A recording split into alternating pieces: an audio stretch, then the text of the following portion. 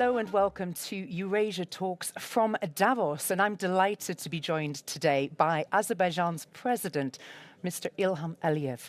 Thank you so much for joining us today. It's wonderful to see you. As you join world leaders here in Davos, we are at this moment witnessing a fundamental reassessment of the existing international system. Now, you've warned about this shift before. How does your country engage with this changing world order? And what is your message to world leaders? Well, actually, as you mentioned, we've been facing a situation when international law norms were not obligatory for all the actors of international community. Therefore, our strategic goal was to achieve results based on our national interest and with all respect to international law, do what we thought was right. Yeah.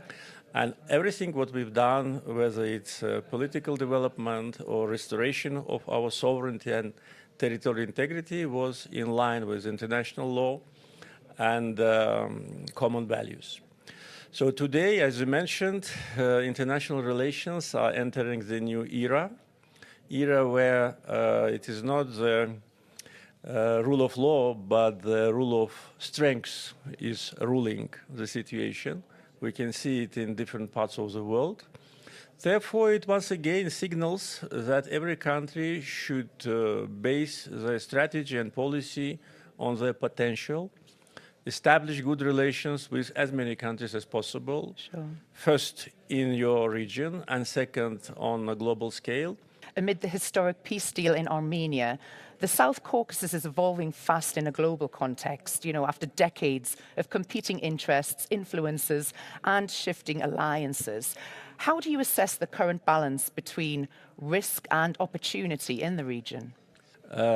Today, Southern Caucasus also enters a new stage of development.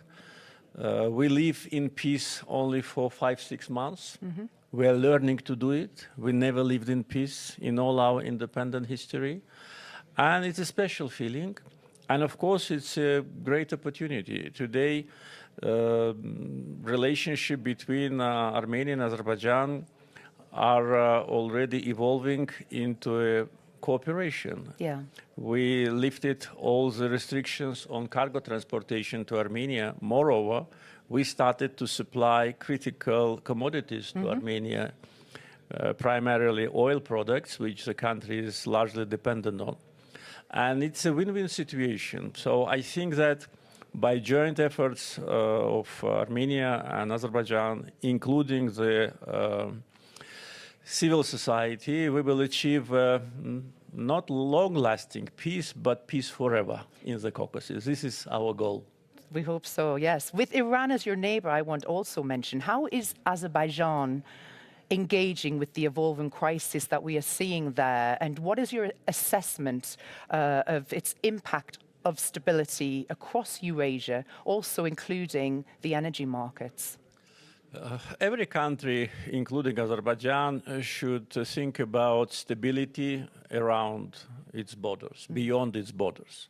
With respect to Azerbaijan, we do not have any potential risks inside the country. Mm-hmm. All the potential risks can come from outside. Okay. Therefore, for us, stability in our neighborhood is something which we always think about, and we've been concerned about some destabilization in Iran.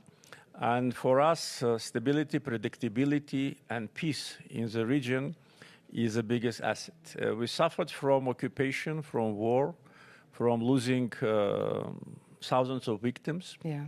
And today, stability and security for every country is the only way to succeed. With respect to energy market, as you see today, oil price is stable. Mm-hmm. It is at the appropriate level, at least for Azerbaijan. And it demonstrates that situation in Iran, situation in Venezuela, and in other parts of the world do not seriously influence the price of oil. And this is a good sign because producers and consumers, they need to know the predictability of the situation in order to plan their future. So I hope that situation in the Southern Caucasus and around it will not deteriorate. Where do you feel that the South Caucasus sit in terms of being an emerging force in the energy sector and moving in towards the EU as well? With respect to energy sector, Azerbaijan is the only country in the Southern Caucasus which has energy resources and exports them.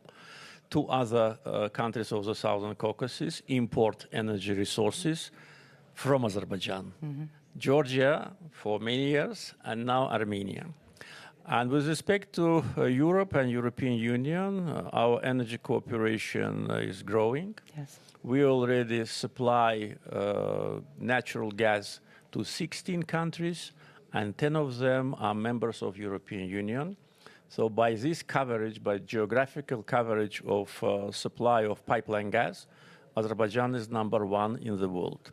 We have resources, we have transportation system, modern pipelines. We have good relations with many European countries. And for them, it's a way to strengthen the energy security. For us, it's opportunity to sell our resources on the premium market. How do you feel and how do you react to this constant criticism of Azerbaijan from the EU Parliament? Well, we do not react any longer. Yeah, we stopped reacting. We did react in the past. But of course, it's so obvious that this bias situation to Azerbaijan is generated by special lobbying groups, by special forces which cannot digest Azerbaijan's independent policy. So we actually, for many years, already stopped any cooperation with European Parliament and also with the Parliamentary Assembly of the Council of Europe. We cooperate with European Commission, and for us, it is enough. But I think European Parliament puts itself in a very awkward situation, accusing us of what we have never done, including so-called our aggressive position towards Armenia, while Armenia itself appreciates the relationship with Azerbaijan. And last August, the peace deal between Armenia and Azerbaijan was initialed in White House. So I hope that members of European Parliament will find the courage to reconsider their unfair policy towards Azerbaijan.